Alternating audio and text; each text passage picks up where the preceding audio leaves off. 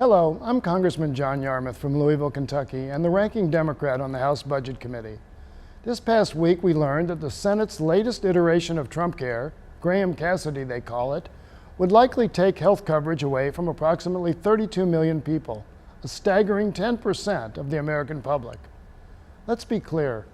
We already knew that the bill, if it becomes law, would eliminate protections for people with pre-existing conditions, end Medicaid as we know it, cause premiums to skyrocket, limit choice, condemn millions of working families to financial ruin, and lead to the deaths of thousands of Americans. So, how is it possible that none of these devastating details seem to be having an effect on the President and Republican senators who continue to support this dangerous bill? Because this was never about health care for them. If this were a debate on lowering costs and improving the quality of health care for working families, we'd be having a very different conversation right now. If Republicans in Congress are so desperate to take action on health care, Democrats would be more than happy to work with them on any proposal, provided it meets just one single condition. It has to make things better for the American people, not worse. Graham Cassidy does not come close to meeting that condition. Instead, they're racing to drive up families' costs and destroy their coverage with this legislation. That, to quote President Trump, is mean. If Republicans want to work on a bill that further contains costs for the American people or improves health care outcomes, or both, Democrats would work with them. All that matters to us is better outcomes for Americans. Let me repeat that. All we are interested in is improving the lives of the American people.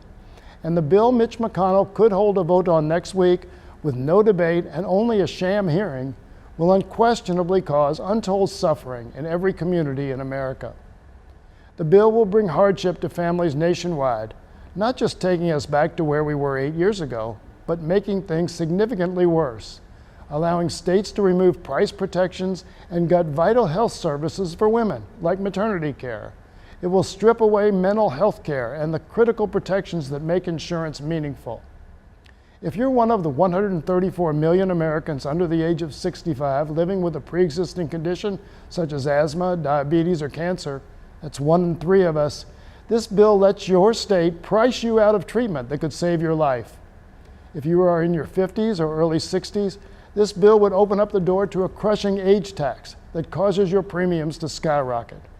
If you're disabled and rely on Medicaid to survive, the bill sets caps that threaten to end the care you need.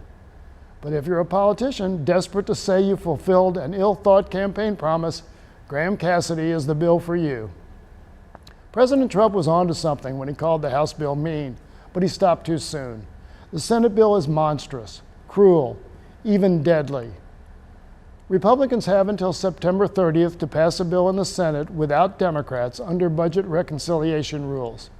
It may seem like a trick for them to try to pass a health care bill as a budget bill to avoid working with Democrats. But the truth is, this never was a health care bill. That's why Graham Cassidy is opposed by doctors, hospitals, patients, senior citizens, people with disabilities, and even insurance companies. The good news is if Republicans want to propose a health care bill that improves care for the American people, they don't have to rush or use procedure to avoid Democrats. We're ready to work with you. Democrats are already at the table, and we're saving your seats.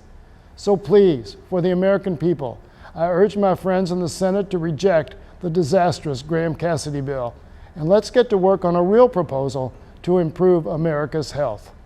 Thank you.